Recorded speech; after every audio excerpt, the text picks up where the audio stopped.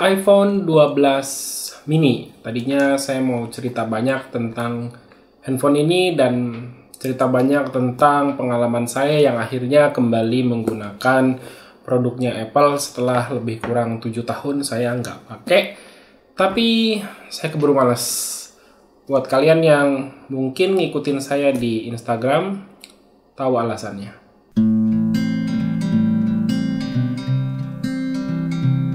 Halo, apa kabar? Kembali lagi di channel Gigadjetindo dengan saya Randy.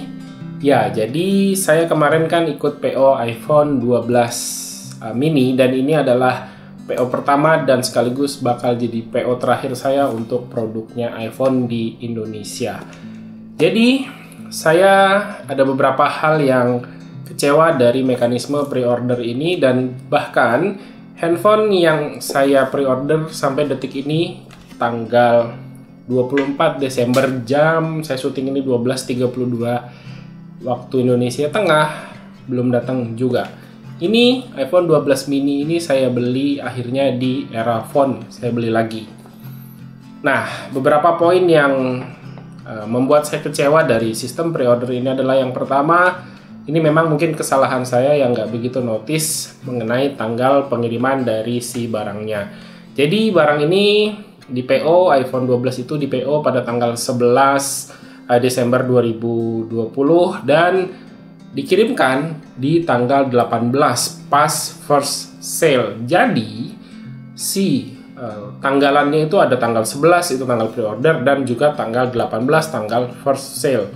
Lalu kenapa barang yang kita ikut pre-order itu baru dikirimkan pada saat first sale? Jadi gunanya pre-order itu apa? Karena menurut saya pre-order itu harusnya karena bayar duluan ya barangnya diterima duluan dong.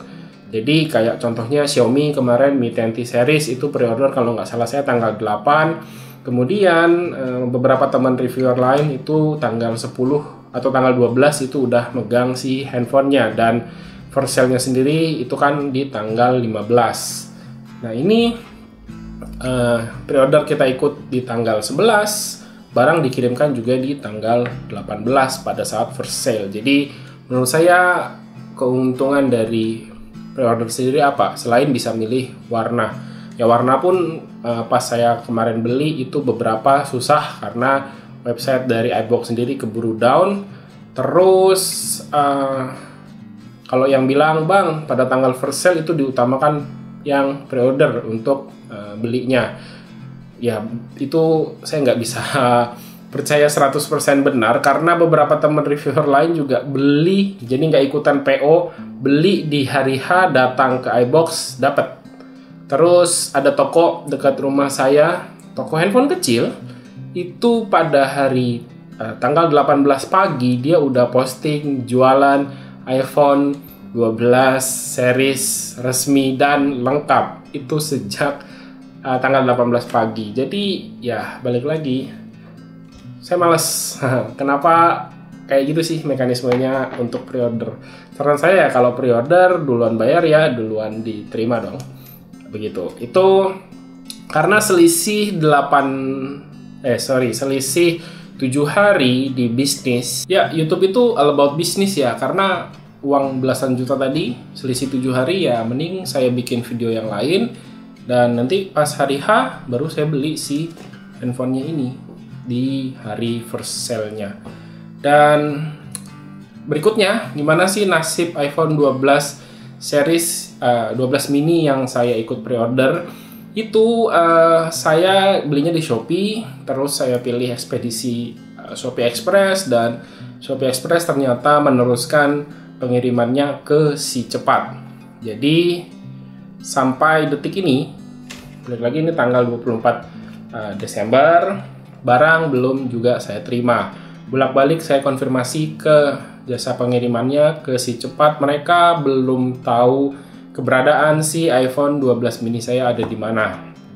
Ya, kalau nanya call center selalu jawabannya SOP, yaitu akan dimaksimalkan pengirimannya tanpa ada kejelasan sampai kapan si iPhone 12 ini bisa saya terima. Dan terakhir tadi pagi tanggal 24 ini saya datang ke kantor Si Cepat yang ada di kota Samarinda, dan kata mereka barang belum dikirimkan dari Jakarta. Gila. Dan ya, saya kapok ikut pre-order iPhone 12. Dan kalau yang pre-order iPhone 12 ini yang bikin saya kapok adalah tanggal, mengenai mekanisme tanggal pre-order dan juga tanggal first sale-nya, dan juga saya kapok pakai jasa ekspedisi Si Cepat. Dan akhirnya hari ini saya datang ke Erafone tadi.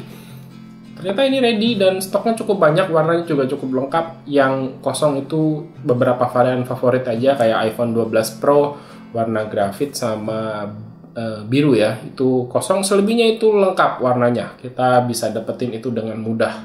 Ya, itulah sekelumit pengalaman saya ikutin pre-order iPhone 12 ini, dan next di iPhone 13 mungkin saya nggak bakal mau ikutan pre-order lagi. Lebih baik beli pas first sale, atau kalau kalian memang mau beli mendingan, atau mau ikut pre-order, mendingan ambil di pick up di iBox Store terdekat aja. Dan kalau di kota kalian nggak ada iBox, better kalian cari Erafone terus atau Story-i dan lain-lain. Mereka ternyata juga buka PO secara offline di toko masing-masing mereka. Jadi nggak usah ikutan PO dan barangnya dikirimin sih menurut saya.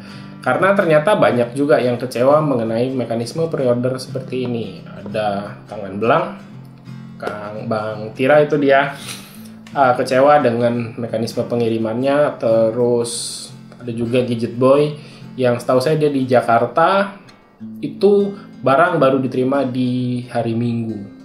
Ya, padahal pengiriman dari hari Jumat. Bayangin aja, sesama kota Jakarta aja butuh waktu 2 hari. Ya, itu tadi kekecewaan saya PO si iPhone 12 mini ini. Sekarang coba sekilas saja kita bahas mengenai si mini ini, yang ternyata nggak mini-mini amat setelah saya pegang. Jadi ini masih enak lah handlingnya, menurut saya masih lumayan oke. Dan kalau dilihat ukurannya di GSM Arena ini masih sedikit lebih besar dibandingkan dengan iPhone 5 series. Jadi menurut saya ini masih oke banget. Ini handphone pada saat saya buka pertama kali, impresi pertama yang saya pegang adalah ini barang kecil banget. Ya nggak kecil banget sih, maksud saya masih enak lah, kecil, ringan, dan saya takut baterainya cepat habis. Karena ini pada saat saya buka tadi di Erafone, saya coba-coba, saya tes install sedikit, registrasi di iCloud, itu baterainya ada di 68%. Cuman setting-setting sebentar, baterai itu udah ada di 61%. Kayaknya bakal cepat habis, tapi nggak tahu ya. Nanti mungkin saya bakal bikinin videonya ya, kalau nggak males, karena memang mood saya bener-bener udah drop. Gara-gara barang pada saat saya kirim itu nggak nyampe-nyampe, mood saya udah drop. Dan ya udah, nanti mungkin akan saya bikinin videonya kalau masih semangat. Terus selain baterai apalagi ya, kamera ini dia cuma punya 2, nggak 3 kayak si iPhone 12 Pro dan Pro Max, tapi hasilnya menurut saya udah oke. Beberapa kali tadi pas jalan ke rumah saya udah coba ambil beberapa foto, dan fotonya kalian bisa lihat di sini.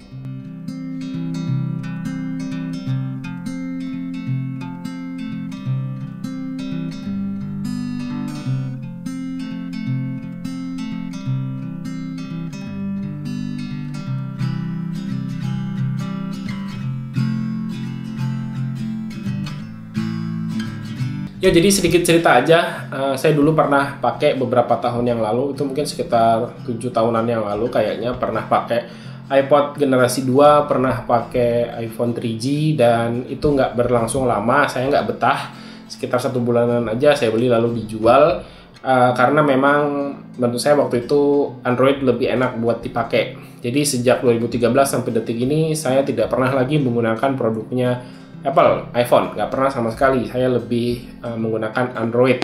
Jadi sejak pertama ini saya pakai lagi produk Apple, beberapa poin yang saya harus sesuaikan adalah atau adaptasi yang jelas pertama kali adalah charger. Ya, ini kotaknya segini doang, tipis. Ya, nggak ada charger. Jadi yang saya beli waktu itu adalah charger. Saya beli dari Baseus. Saya pernah bahas ini di Instagram saya. Terus saya juga beli kabel data itu yang MFI punya, Ugreen. Terus itu jelas ya harus penyesuaian banget. Jadi butuh extra money sekitar 300 ribuan. Jadi kalau kalian beli handphone ini sebenarnya bisa sih pakai charger yang biasa, pakai charger yang lama juga yang 5 watt itu bisa-bisa aja. Cuman ya nggak bisa nikmatin fitur fast chargingnya si Apple. Karena kabel bawaannya kan USB-C to Lightning. Jadi fitur fast chargingnya nggak bisa dinikmatin. Tapi kalau kalian nggak masalah dengan itu ya udah pakai charger yang biasa, terus pakai kabel data yang USB-A to Lightning, ya udah dia bakal ngecas dengan 5 watt. Jadi kalau nggak mau ngeluarin ekstra duit sekitar 300 ribuan. Ya, itu dia. Dan ya kayaknya segitu aja lah video kali ini yang bisa saya ceritakan dari kesan pertama saya ikut pre-order iPhone dan kesan pertama saya sudah kecewa. Ini adalah pre-order pertama dan terakhir saya produk Apple.